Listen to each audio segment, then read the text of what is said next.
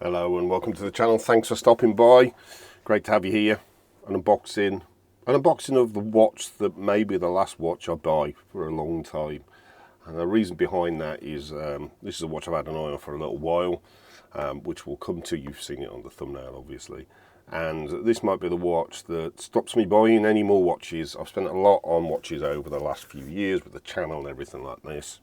And this one ticks a lot of boxes for me. And it might be the last watch I buy, so I am selling off a lot of my collection at the moment, so but we'll see, I know what that bug's like.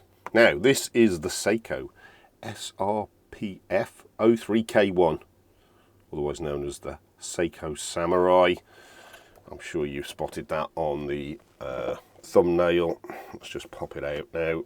This you'd go, oh, hang on, this is over the channel's budget, and yeah, it is over the channel's budget, but it's amazing actually if you shop around a little bit, and I'll put a link in the description to the best deal I can find at the time.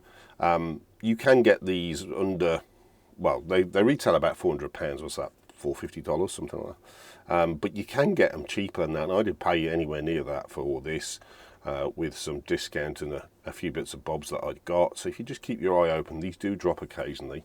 Obviously they've been around for a little while now. This is obviously it was taken out, so it's the this is the Seiko Samurai, where there is the King Samurai. Now, let's pop it out of the box. Let's have a look at the watch. That's what you're here to see. Let me get rid of that. Here we go. And this is the Seiko Samurai. Now, there's also a King Samurai, and a couple of the difference between this and the King Samurai is it's sapphire crystal, and this is hardlex. It also has a cyclops, which I'm not the biggest fan of, so I'm not too worried I missed out on that. The dial's slightly upgraded. It's now much bigger sort of squares pattern on the dial, and the insert is ceramic. I believe this is stainless steel. But yeah, this looks a great watch. I've had my eye on one of these for a while. It ticks an awful lot of boxes for me. I like that dive style watch. It's not a Citizen Eco Drive, and you'll know I'm a bit of a Citizen Eco Drive fanboy. I don't know what movement's in this actually. Is it the 4R35? Is it? I can't remember what it was. I did read it and I've forgotten already. But yeah, here we go. 44mm case. It's known as a Samurai allegedly because of all the angles. It looks like it's been chopped by a samurai sword. I don't know about that, but here we go. Just to confirm, the SRPF03K1. And as I say, this could be the last watch that I buy for a very long time. So let's strip off some of this. Right, it's beautifully wrapped actually. It's got a lot of wrapping on here. Okay, I may have to speed this up, so bear with me.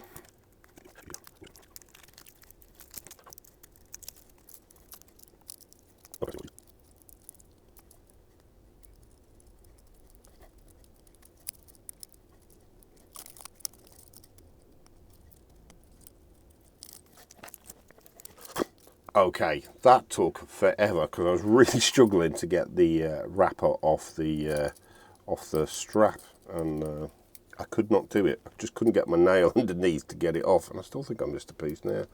I missed a piece on there. Jeez, that was beautifully wrapped. One of the best wrap watches I think I've ever had. But yeah, it did cause me a bit of an issue. Right, let's have a take a look at the watch because that's what you're here to see. So that's a screw down crown. There we go, 200 meters worth of water resistance.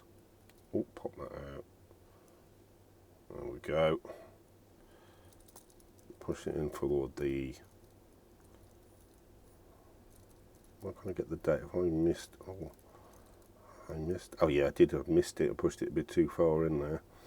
What is the date today? I haven't got a clue. 30th. Well, I'm a little way out there, aren't I? There we go. Pop that back out because it's just coming up just after 4. That's the time I am filming this. Right, okay, as I said, pop that in, screw it down. Hardlex crystal, really nice, 44mm in diameter. Now she is a bit of a chonker, I think about 13mm thicker red. I haven't actually measured that, so I'll have a look. Got the Seiko Wave on the back. really difficult to read from this angle, if I'm honest. Pressed clasp. Okay. Just at this price, you start thinking maybe that should be milled. Really, that's a really weighty watch. I do like it. I don't know what the weight is. I'll have to find out that for the review. But yeah, really nice, really heavy. Let's try it on wrist. Now I've got a link for Seiko on. I'll put a link up to that in the corner. Let me just pop that off. Now I've got an 8-inch wrist, so let's see how this goes. So I've got fold over clasp, double pushers, full micro adjust though, which is nice. Let's pop this on. This is going to be a big boy. Oh, punch the camera as I go past. Okay, well that's loose on my 8-inch wrist, and there we go on wrist. Yeah, I could play with the micro adjust on that, I think, to tighten that up. And as I say, I've got an 8-inch wrist, and that is a big watch, but it has a presence, and I really like that presence already. Not sure what the lug to lug is, but it folds around really nicely. Yeah, I like that. Oh, I didn't try the bezel, did I? Oh, bezel tight. I think it's 120 click.